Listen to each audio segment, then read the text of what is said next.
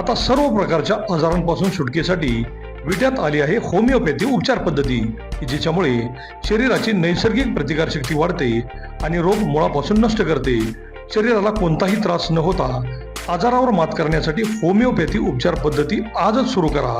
लठ्ठपणा, पोटाचे विकार, सांधेदुखी, स्त्रियांचे आजार, त्वचारोग, पुरुषांचे आजार, थायरॉइड, मूळव्याध, मानसिक आजार, केस गळणे, श्वसनाचे त्रास व लहान मुलांचे आजार यावर मात करण्यासाठी आता सांगली, पुणे, मुंबईला जाण्याची गरज नाही। आजच भेट द्या डॉक्टर शुभम मोरे यांचे वेदा होमिओपॅथी क्लिनिकला।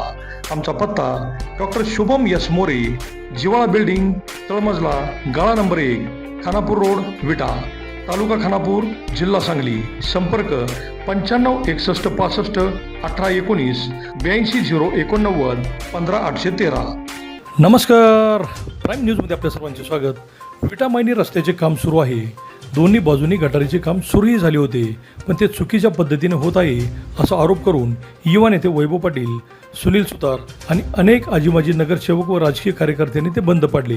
बराच गदारोळ झाला, पण समस्त विटेकरांना अजूनही हे गटारीचे काम बंद का आहे हे समजले नाही। विटा नगरपालिका हद्दीतील पवईच्या टेकवरील कमानीपासून आता रस्त्याचे कामही सुरू झाले आहे, पण ते कुठंपर्यंत सुरू राहणार आहे हे माहीत नाही। कारण सुरुवातीला झालेल्या गटारीच्या अर्धवट कामांमुळे बंद असलेले रस्त्याचे काम आता शहरातून होणार का हाही प्रश्न विटेकरांना पडला आहे। कारण दुकानासमोरून जाणाऱ्या गटारीच्या अलीकडील मोकळ्या जागावर आता फळवाले बसत आहेत। ते कायम नसले तरी हळूहळू ते जागा काबीज करणार नाहीत कशावरून? छत्रपती शिवाजी महाराज चौक ते मायनी रोडवरील आदर्श कॉलेजपर्यंत जाताना रस्त्याच्या दोन्ही बाजूला अनेक छोटे मोठे व्यावसायिक नगरपालिकेच्या जागेवर चुकीच्या पद्धतीने बसले असून वाहतूक कोंडी मोठ्या प्रमाणावर होत आहे। वाहतूक पोलीस फक्त दंड मारण्यापलीकडे काहीच करू शकत नाहीत। नगरपालिकेने आता अतिक्रमित दुकानांसमोरील बोर्ड, लोखंडी अँगल, अनेक जण दुकानासमोर गाड्या लागू नयेत म्हणून लोखंडी अँगल लावत आहेत, ते काढणे गरजेचे बनले आहे। नगरपालिकेसमोरील पार्किंग पे पार्किंग करणे गरजेचे आहे, कारण अनेक स्थानिकांच्या गाड्या या पार्किंगमध्ये कायमस्वरूपी पार्क असतात।